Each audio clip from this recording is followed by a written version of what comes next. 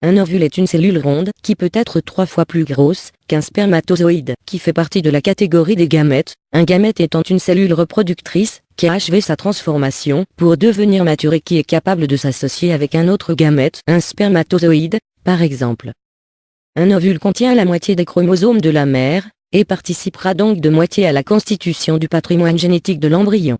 Chez la femme, la production d'ovocytes, ce sont les ovules avant maturation, débutent dès le stade embryonnaire, dans les ovaires. C'est ce qu'on appelle l'ovogenèse. Ensuite, de la puberté à la ménopause, donc à chaque cycle menstruel, environ 600 ovocytes entament leur croissance. Mais un seul arrivera à être expulsé des ovaires dans une des trompes lors de l'ovulation, qui se déroule à peu près au 14e jour du cycle menstruel. Les autres s'étant dégradés. Un ovocyte met un peu plus de 2 mois à croître. Une fois cette croissance terminée, vient la phase de maturation, qui lui permet d'être apte à être fécondé par un spermatozoïde. On considère qu'une fois sa maturation terminée et la fécondation achevée, l'ovocyte prend le nom d'ovule. L'ovule durant la fécondation. Des millions de spermatozoïdes sont confiés aux bons soins de notre utérus à chaque rapport sexuel.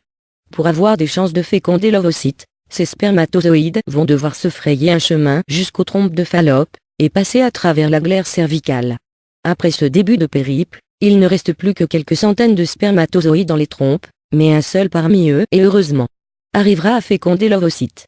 Une fois que ce bienheureux a réussi à rentrer dans l'ovocyte, ce dernier se modifie pour faire barrière aux autres. Durant ce processus de fécondation, l'ovocyte devient enfin ovule. Ensuite, l'embryon n'a plus qu'à faire son nid.